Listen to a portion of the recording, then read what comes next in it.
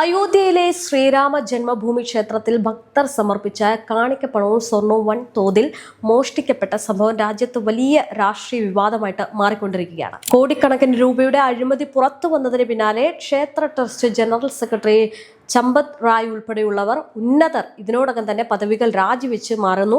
മാത്രമല്ല സംഘപരിവാറിലേക്ക് അന്വേഷണം നീളുന്നു. എന്തായാലും ഭക്തിയുടെ കേന്ദ്രത്തിൽ നടന്ന ഈ ഒരു മഹാകൊള്ളയും അതിന്റെ രാഷ്ട്രീയ പശ്ചാത്തലവും വിശകലനം ചെയ്യാൻ വേണ്ടിയിട്ട് പ്രമുഖ രാഷ്ട്രീയ നിരീക്ഷകർ CR നീലകണ്ഠൻ എന്നോടൊപ്പം ചേരുകയാണ്. സർ, നമസ്കാരം. നമസ്കാരം. പറയൂ. അത്രയും സുരക്ഷയുള്ള അയോധ്യ രാമക്ഷേത്രത്തിൽ നിന്നും പൊന്നും വെള്ളിയും മോഷണം പോയി. മാത്രമല്ല പുറത്തു നിന്നുള്ളവരല്ല, അകത്ത് നിന്നുള്ളവരാണ് ഇത് ചെയ്തത് എന്ന് പറയുമ്പോൾ തീർത്തും ഇതൊരു സംഘപരിവാറിന്റെ പദ്ധതിയായിരുന്നു, അതോ BJPക്ക് ഇതിൽ ഏതെങ്കിലും തരത്തിലുള്ള പങ്കുണ്ടോ?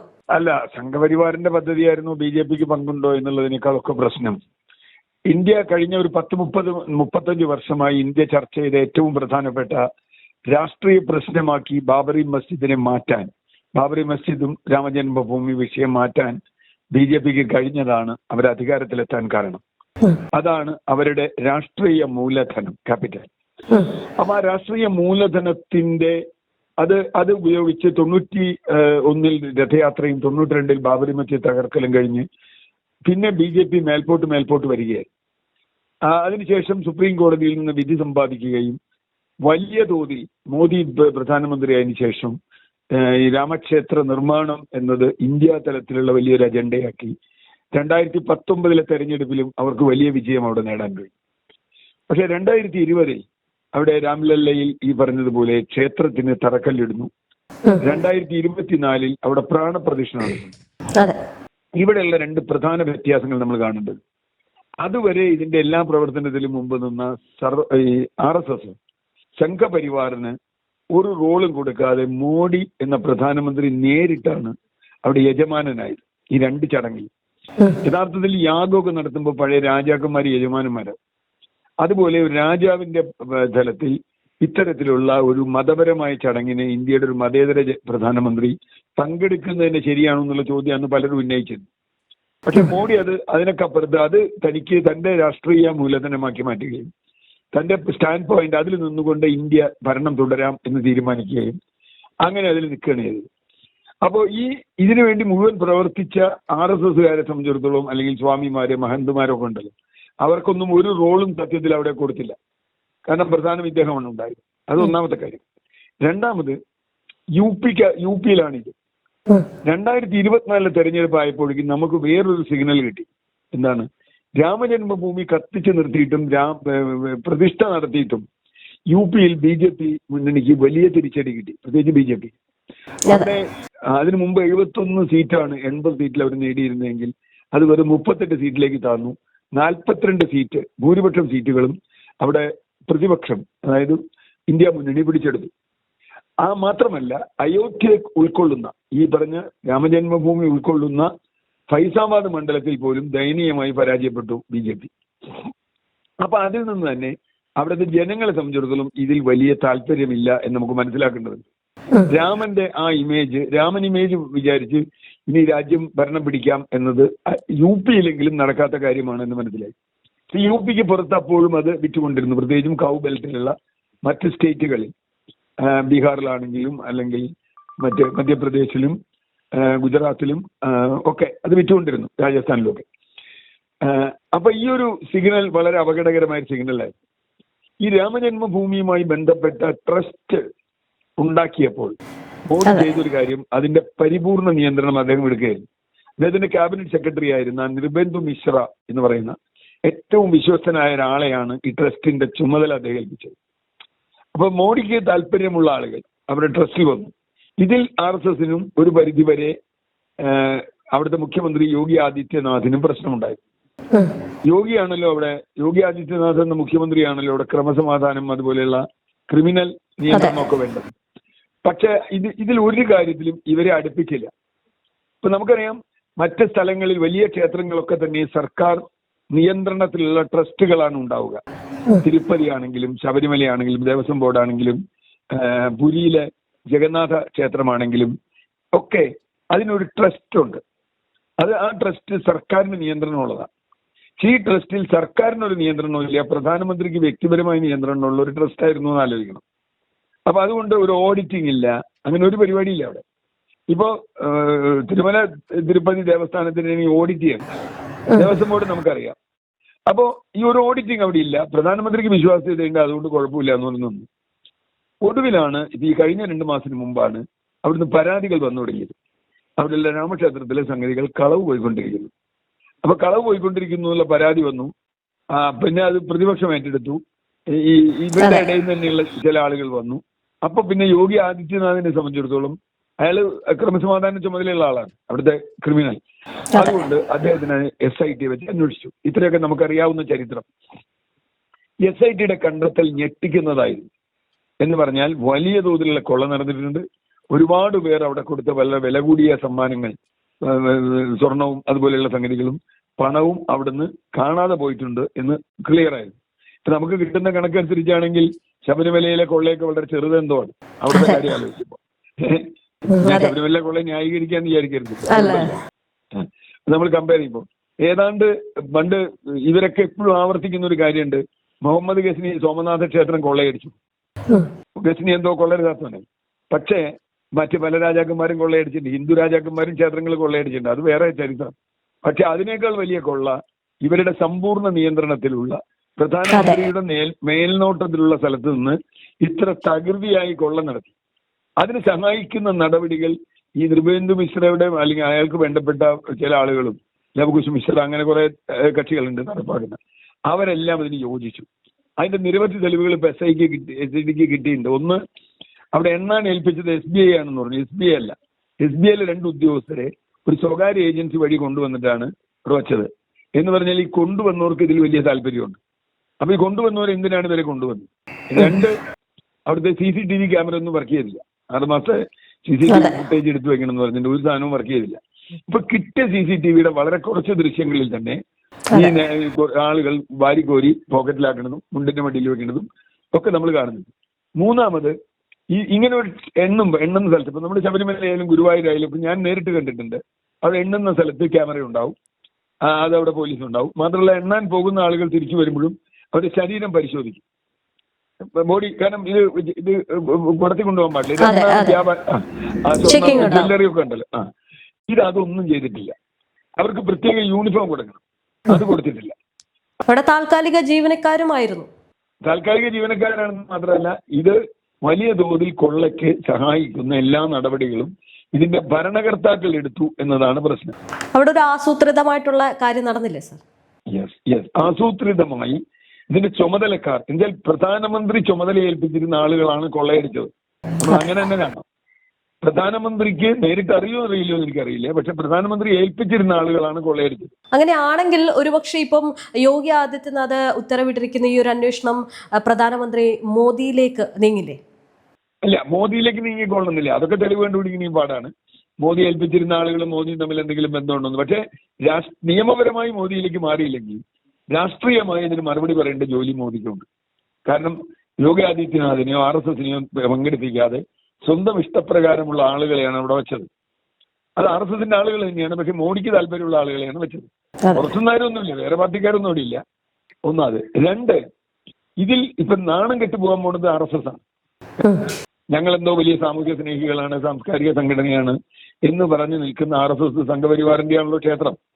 ആ ക്ഷേത്രത്തിൽ ഇത്രയും വലിയ കൊള്ള നടന്നു എന്ന് പറഞ്ഞാൽ ഇനി അവർക്ക് രാമന്റെ പേര് പറഞ്ഞ് പുറത്തിറങ്ങി നടക്കാൻ പറ്റില്ല. മാത്രമല്ല, ഇനി മറ്റേ മുദ്രാവാക്യമുണ്ട്, മധുര കാശി ബാക്കി ഹേ. മനസ്സിലായില്ലേ? മധുര കാശിയിലേക്കും ഇതും പറഞ്ഞുകൊണ്ട് അങ്ങടി ചെന്നാൽ നാട്ടുകാർ കൈവയ്ക്കില്ലേ? നിനക്ക് കൊള്ളയടിക്കാൻ ഇവിടെ അമ്പലം ഉണ്ടാക്കാനാണോ വന്നേക്കണെന്ന് ചോദിക്കില്ലേ? സാമാന്യ ബുദ്ധിയുള്ളവർ ചോദിക്കും. അപ്പോ വാരണാസിയിലടക്കം വലിയ തോതിലുള്ള റെസിസ്റ്റൻസ് മധുരയിലുമൊക്കെ ഇവർക്കെതിരെ ഉണ്ടാവും. മൂന്നാമത്തെ കാര്യം, ഏറ്റവും പ്രധാനപ്പെട്ട കാര്യം, അടുത്ത വർഷം ആദ്യം അവിടെ തെരഞ്ഞെടുപ്പ് എടുക്കും. ഈ വർഷം അവസാനം, അടുത്ത വർഷം ആദ്യം. ആ തെരഞ്ഞെടുപ്പിൽ ജനങ്ങൾ നേരിടേണ്ടത് യോഗി ആദിത്യനാഥ്. യോഗി ആദിത്യനാഥിന് വലിയ മോഹങ്ങൾ ഉണ്ടായി. പിന്നെ മോഡി പ്രായം അയാളാണ്, അദ്ദേഹം എപ്പോഴെങ്കിലും അദ്ദേഹത്തിന് ഒഴിയേണ്ടി വരും. ഒഴിയാൻ തീരുമാനിച്ചാൽ അടുത്ത ചാൻസ് തനിക്കാണ് എന്ന് അദ്ദേഹം കരുതി വെച്ചിരുന്നു. കാരണം UP മുഖ്യമന്ത്രിയാണ്, ഏറ്റവും വലിയ സംസ്ഥാനത്തെയാണ് എന്നൊക്കെ പറഞ്ഞിരുന്നു. പക്ഷെ ഈ തെരഞ്ഞെടുപ്പിൽ എങ്ങാൻ തോറ്റുപോയാൽ അദ്ദേഹത്തിന് പിന്നെ പ്രധാനമന്ത്രി സ്ഥാനത്തേക്ക് ആലോചിക്കാൻ പോലും പറ്റില്ല. കാരണം നിയമസഭാ തെരഞ്ഞെടുപ്പ് തോറ്റാളെ പ്രധാനമന്ത്രിയാക്കി ആക്കില്ല.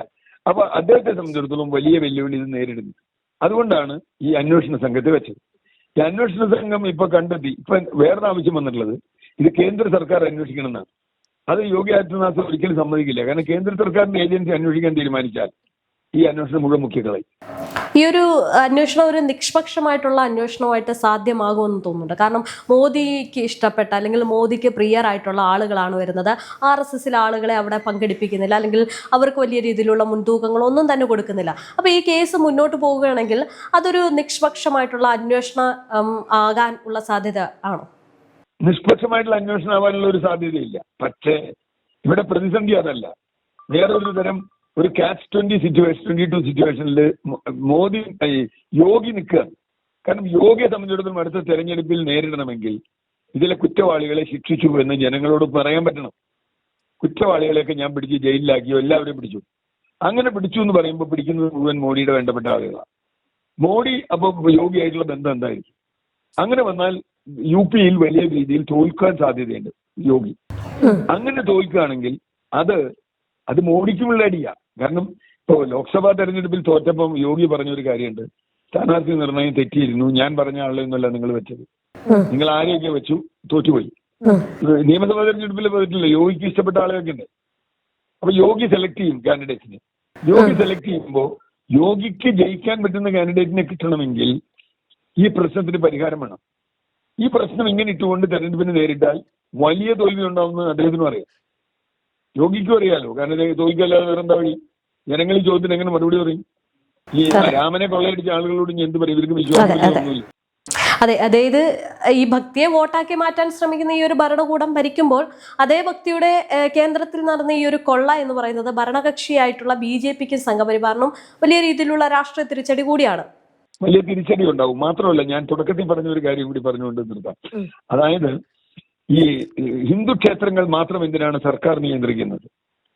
പള്ളികളും മോസ്കുകളും എന്തുകൊണ്ട് സർക്കാർ? കേരളത്തിൽ സ്ഥിരം കേൾക്കുന്ന ഒരു ചോദ്യമാണ്. കാരണം ദേവസ്വം ബോർഡുണ്ട്, എന്നാൽ മോസ്കിനോ അല്ലെങ്കിൽ ചർച്ചിനോ ബോർഡില്ല എന്ന്. പക്ഷെ ഒരു കാര്യം നമുക്കത് മനസ്സിലായി, ഗവൺമെന്റ് നിയന്ത്രണം ഇല്ലാത്തത് കൊണ്ട് മാത്രമാണ് ഇത്രയും വലിയ കൊള്ള അവിടെ നടന്നത്. ഒരു ഓഡിറ്റിംഗ് ഉണ്ടായിരുന്നുവെങ്കിൽ വാർഷികമായ ശബരിമലയിൽ എന്തൊക്കെ പറഞ്ഞാലും ഒരു ഘട്ടം കഴിഞ്ഞപ്പോൾ ഓഡിറ്റിംഗ് ഒന്നും ഇല്ലെങ്കിലും ഹൈക്കോടതിക്ക് ഇടപെടാൻ പറ്റി. ഇവിടെ ഇപ്പോൾ ഹൈക്കോടതിക്ക് ഇടപെടാൻ പറ്റുമെന്നുള്ള ചോദ്യമുണ്ട്. കാരണം എന്താ? ഇത് ഒരു നിയമത്തിനനുസരിച്ച് പ്രവർത്തിക്കുന്നതല്ല. സാറേ, ഇതൊരു വിവരാവകാശ നിയമത്തിന് കീഴിൽ കൊണ്ടുവരാൻ എന്തുകൊണ്ടാണ് ഈ കേന്ദ്ര സർക്കാർ പഠിക്കുന്നത്? ഈ ഒരു കൊള്ള നടക്കില്ല എന്ന് വെച്ചിട്ടാണ്?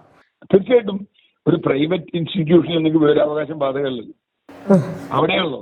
നേരെ മറിച്ച് ഇതൊരു ഗവൺമെന്റ് കൺട്രോളുള്ള ട്രസ്റ്റ് ആണെങ്കിൽ, ഉദാഹരണത്തിന് ഈ ട്രസ്റ്റിലെ UP മുഖ്യമന്ത്രി അതിന്റെ ചെയർപേഴ്സൺ ആയിരിക്കും എന്നാണ് ട്രസ്റ്റിന്റെ നിയമമെങ്കിൽ ഇത് ചെയ്യാൻ പറ്റില്ല. UP മുഖ്യമന്ത്രിയോ അല്ലെങ്കിൽ UP-യിലെ ഏതെങ്കിലും മന്ത്രിയോ അല്ലെങ്കിൽ ഏതെങ്കിലും ചീഫ് സെക്രട്ടറിയോ ഉണ്ടാവണമെന്ന് വ്യവസ്ഥയില്ല ഈ ട്രസ്റ്റില്. അപ്പൊ ഗവൺമെന്റ് യാതൊരു ബന്ധവുമില്ല. ഇതൊരു സ്വകാര്യ കറക്ക് കമ്പനിയാണ്. അപ്പൊ സ്വകാര്യ കറക്ക് കമ്പനിയുടെ ഭാഗമായിട്ട് നടത്തുന്ന ഒരു പരിപാടിയാണ് ശ്രീരാമനെ ഉപയോഗിച്ച് നടത്തുന്ന ഈ തട്ടിപ്പ്. അപ്പൊ തുടക്കം മുതൽ ഉള്ള ഒരു പ്ലാനിങ് കൂടിയായിരുന്നു. തീർച്ചയായിട്ടും. അല്ല, തുടക്കം മുതൽ എന്ന് പറഞ്ഞാൽ കാശ് എവിടെ കിട്ടിയാലും ഇവരെടുക്കും. പിന്നെ ഇവർ വലിയ വർത്തമാനം പറയുന്നുള്ളൂ, ഞങ്ങൾ നിഷ്കാമകർമ്മികളാണെന്നൊക്കെ പറയുന്നുള്ളൂ. ഒരു നിഷ്കാമത്തിനകത്തില്ല. ഇപ്പോ ഇത് കൂട്ടി വായിക്കേണ്ട ഒരു കാര്യം കൂടി ഉണ്ട് എനിക്ക് തോന്നുന്നു. ഈ RSSന് രജിസ്ട്രേഷൻ വേണോ എന്ന് ചോദിച്ചിട്ട് പ്രിയങ്ക് ഖാർഗെ രജിസ്ട്രേഷൻ ഉണ്ടോ എന്ന് ചോദിച്ച ഒരു കാര്യം നമ്മൾ ഓർക്കുന്നുണ്ടാവും. കർണാടക ആഭ്യന്തരമന്ത്രി കർണാടകയിലെ RSSനോട് നിങ്ങൾക്ക് രജിസ്ട്രേഷൻ ഉണ്ടോ എന്ന് ചോദിച്ചു. അവർക്ക് രജിസ്ട്രേഷൻ ഇല്ല. RSSന് രജിസ്ട്രേഷൻ ഇല്ല. ഇന്ത്യയിൽ എത്ര സ്വത്ത് അവർ കൈകാര്യം ചെയ്യുന്നു? നമുക്ക് രജിസ്ട്രേഷൻ ഇല്ലാത്തൊരു NGOക്ക് ഒരു സെന്റ് ഭൂമി വാങ്ങിക്കാൻ പറ്റില്ല. കാരണം രജിസ്ട്രേഷൻ വേണം. അതിന്റെ അക്കൗണ്ട് രജിസ്ട്രേഷൻ ആണെങ്കിൽ അതിന് അക്കൗണ്ട് ഓഡിറ്റ് ചെയ്യണം. RSSന് രജിസ്ട്രേഷൻ ഇല്ല. പിന്നെ അവരെങ്ങനെ ഇത്രയും വലിയ ഫണ്ട് പിരിക്കുന്നു? എങ്ങനെ അവർ ഇത്രയും കാര്യങ്ങൾ ചെയ്യുന്നു? അപ്പൊ അതിനൊരു കണക്ക് വേണ്ടേ? ഈ കർണാടക ആഭ്യന്തരമന്ത്രി പ്രിയങ്ക് ഖാർഗെ, മല്ലികാർജുൻ ഖാർഗെയുടെ മകൻ, വളരെ ക്രിട്ടിക്കലായ ഒരു ചോദ്യം ഉന്നയിച്ചിരുന്നു RSSലെ കർണാടകയിലെ RSSനോട്. നിങ്ങൾ ഇവിടെ പ്രവർത്തിച്ചിട്ട് കുറെ കാലമായി, നിങ്ങൾക്ക് ഇവിടെ ആസ്തികളുണ്ട്, നിങ്ങൾക്ക് ഇവിടെ പല പരിപാടികൾ പങ്കെടുക്കുന്നുണ്ട്, നിങ്ങൾക്ക് രജിസ്റ്റർ ഉണ്ടോ എന്ന് ചോദിച്ചു. നിങ്ങളുടെ രജിസ്റ്റർ നമ്പർ എന്താണ്? RSSന് രജിസ്ട്രേഷൻ ഇല്ല. ഇന്ത്യയിൽ 100 വർഷം പിന്നിടുന്നു. 150 വർഷത്തിലാണ് RSS ഇത്രയും കാലം ഇത്രയും സ്വത്തുണ്ടാക്കി, ഇത്രയും ആളുകൾ പ്രവർത്തിച്ചു, ഇത്തരം കാര്യങ്ങളിൽ ഇടപെട്ടു, പത്രം ഇറക്കി, എല്ലാം ചെയ്തു. പക്ഷേ RSSന് രജിസ്റ്റർ നമ്പർ ഇല്ല. എന്താ രജിസ്റ്റർ നമ്പർ ഇല്ലാത്തത്? രജിസ്റ്റർ നമ്പർ വന്നാൽ നിങ്ങൾക്ക് അക്കൗണ്ടിങ് ഉണ്ട്, ഓഡിറ്റിംഗ് ഉണ്ട്. ഒരു NGO ആണ് ഞാൻ രജിസ്റ്റർ ചെയ്യുന്നതെങ്കിൽ എന്റെ ഓഡിറ്റഡ് അക്കൗണ്ട് എല്ലാ വർഷവും രജിസ്ട്രാർക്ക് കൊടുക്കണം. ഇവിടെ അങ്ങനെ ഒരു സംഗതി ഇല്ല. ഒരു അക്കൗണ്ട് ഇവർ കാണിച്ചിട്ടില്ല ഇതുവരെ. ആരുടെ പൈസ പിരിച്ചു, എന്ത് പൈസ പിരിച്ചു എന്നുള്ളതിന് ചോദ്യമില്ല. അപ്പോ അത് ചോദിച്ചു കഴിഞ്ഞപ്പോ പറഞ്ഞെന്താ വെച്ചാൽ അതിന് പറഞ്ഞ മറുപടിയാണ് ഈ ചിത്രം. ഒരു ദളിതനായ ഖാർഗെക്ക് എന്താ പങ്ക് ഇത് ചോദിക്കാൻ, RSSനെ പറ്റി ചോദിക്കാൻ. അങ്ങനെ ദളിതനുള്ളതല്ലല്ലോ വിഷയം. ഒന്നാമത് ദളിതൻ RSSന് എതിരാണോ എന്നുള്ളത് വേറെ കാര്യം. ദളിതൻ വേണ്ട RSSന് വേണ്ടായിരിക്കും, നമുക്ക് കുഴപ്പമില്ല. പക്ഷേ ആഭ്യന്തരമന്ത്രിയാണ് ചോദിക്കണത്, ദളിതനല്ല ചോദിക്കണത്. ആഭ്യന്തരമന്ത്രിക്ക് അത് ചോദിക്കാനുള്ള അവകാശം ഉണ്ടല്ലോ. ഒരു സംഘടനയോട് നിങ്ങൾക്ക് രജിസ്ട്രേഷൻ ഉണ്ടോ എന്ന് ചോദിക്കാലോ. വലിയ പ്രതിസന്ധിയിലിരിക്കുക. അപ്പൊ ഞാൻ പറഞ്ഞു അതാണ് ഇവരുടെ ഒരു മോഡസ് ഓപ്പറേണ്ടി. അത് തന്നെയാണ് ഇവിടെയും ചെയ്തത്, അയോധ്യയിലും ചെയ്തത്. ഒരു അക്കൗണ്ടിങ് ഇല്ല, ഒരു ഓഡിറ്റിംഗ് ഇല്ല, ഒരു പരിശോധനയില്ല, തോന്നിയ മാതിരി കൊള്ളയടിച്ചു. അപ്പൊ അവിടെയുള്ള ആളുകൾ അത് നന്നായി ഉപയോഗിച്ചു. ഇപ്പൊ വളരെ സന്തോഷമായി. ഇനിയിപ്പോ പക്ഷേ ഇനിയുള്ള കേസ് അന്വേഷണത്തിൽ എന്തായാലും യോഗി ആദിത്യനാഥ് ഈ ഒരു കേസ് വളരെ നിർണായകമായിട്ട് മുന്നോട്ട് കൊണ്ടുപോകുക, ഏതെങ്കിലും തരത്തിലുള്ള BJP നേതാക്കൾ അഴിക്കുള്ളിൽ പോകാൻ സാധ്യതയേറെയല്ലേ? അല്ല, ഞാൻ വിചാരിക്കുന്നത് യോഗി ആദിത്യനാഥിനെ സംബന്ധിച്ചിടത്തോളം ആണ്. കാരണം ഇതിൽ പ്രതികളെ ശിക്ഷിച്ചില്ല എങ്കിൽ യോഗി ആദിത്യനാഥ് അടുത്ത തെരഞ്ഞെടുപ്പിൽ ദയനീയമായി തോൽക്കും. കാരണം ജനങ്ങൾ വളരെ പെട്ടെന്ന് ഇയാളൊക്കെ ഇവരെ കള്ളത്തരം തിരിച്ചറിയും. അത് അവിടെ മാത്രമാവില്ല അതിന്റെ ഇമ്പാക്ട്, ഇന്ത്യയിലെ മറ്റു സംസ്ഥാനങ്ങളിലേക്കും അത് വരും, തെരഞ്ഞെടുപ്പ് നടക്കുമ്പോൾ വരും. അപ്പൊ ഇത് RSSന് അറിയാം.